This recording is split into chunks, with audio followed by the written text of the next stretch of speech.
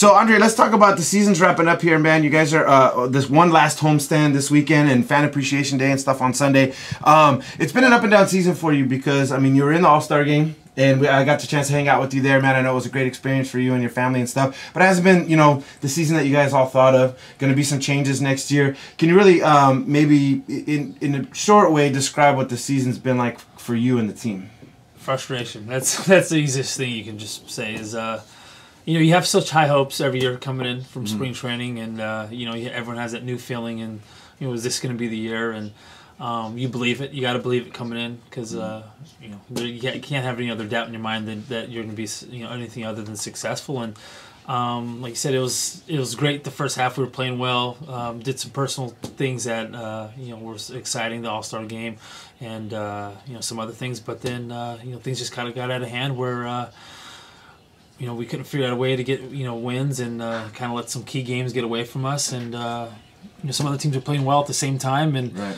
Got a little too far back from the standings there and just was one of those frustrating years where I wouldn't say it was just nothing going right, but at the same time we weren't just capitalizing and doing the things we had to do to be successful. And you know, it's more frustrating from the point where I think the fans are being let down from having so much success the last 2 years and being 2-3 games away from World Series and now going from that to not even being in the playoffs. It's you know, it's a sad thing to have a good thing going, and now we're sitting here, you know, wondering what we're gonna have to do to rebuild and get back to that, you know, thing next year. And speaking of that, I think a lot of people are putting the onus on the owners because they're doing their thing in court right now. I mean, do you think that's a fair thing to put it all on them, or can you just say, hey, man, it was just a bad year. We'll get it straight next year? No, you can't put on them. It's the product. It's the people, you know, on the field. We're responsible. You can't, you know, you see like sometimes you see where.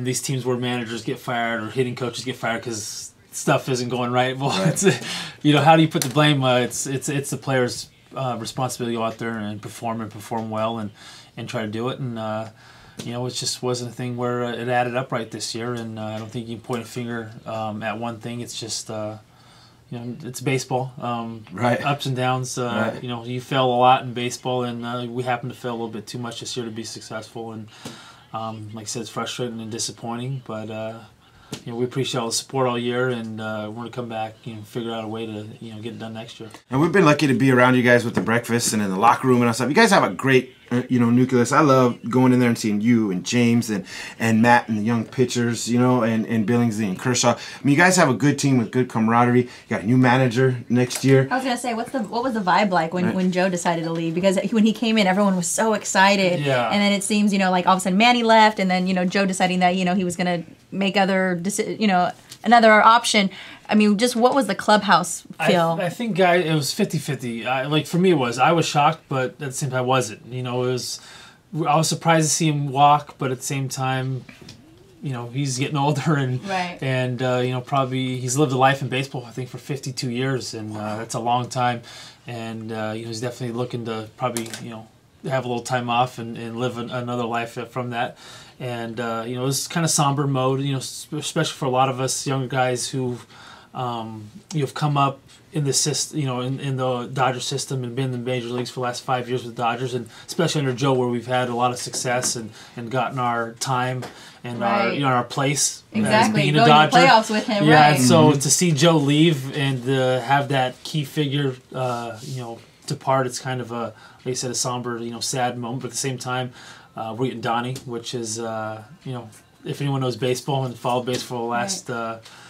20 years, Donnie baseball. Donnie Mattingly is one of the guys that you great guy in baseball, great player, and who better right now to lead a young group like this Dodgers to down the road for years to come. I want to remind everybody once again, it's Andre Ethier here in the studios, Big Boys Neighborhood, along with Luscious Liz. I'm Jeff G. Vote LAHotDog.org. Our friends at Farmer John. You can vote for the bacon wrap hot dog to be the official hot dog of LA, but at the same time, for every vote that you put on the website that I just mentioned, they're also gonna donate a pound of food. So we're trying to get to 50,000. We're at 20 G's right now. 20 G's with a month to go. All right, so 1,000 votes a day will give the local charity sees here 50,000 total pounds of food. I mean, that's a massive difference in a whole lot of people's lives here in LA. And you won't feel guilty when you get one when you come out of the club. You're like, I'm eating the official hot dog. Yes, and see, by eating this, I'm helping someone else get food. So, yes, you will feel good about that, man. Andre, before we leave, I have one question, man. Baseball, like I said, just about over, man. We're getting ready to head into October. Unfortunately, Dodgers won't be there this year.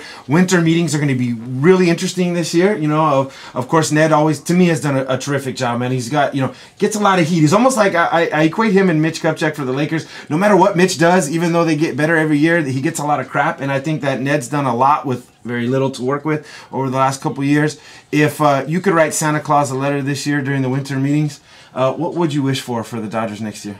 I would say just bring us another bat. Bring us another bat in that lineup to put, with me, Matt, Loney, and something similar. You can't say something similar to Manny, but something. There's only one Manny, so let's give us something right there to help us out, and then of course.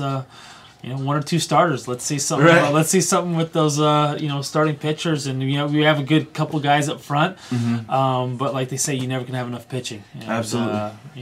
That would be my wish list, and I'm pretty sure it's his also, and a lot of other Dodger fans out there. And, right, I was gonna say you copied my list, you cheater. You looked over at my notes, but no, I can't agree more. A couple starters and a bat would be awesome to give you guys some protection. And Dodger fans, the one thing about them, man, is they'll always roll with you guys no matter what. That's true. And even though this year's a wrap, we're looking forward to next year. And that wasn't a pun, by the way, for the bacon wrapped hot dog either, man. Yeah, I like how you tied that one in. All right, man. Vote LAHotDog.org. Andre, thanks for everything you do for us, man. We don't get opportunity to see you in the studio much, but you've been great to us over the years, and thank you, and thanks to the Dodgers, and thanks to Farmer John. All right, thank you. 50,000 votes. Let's go.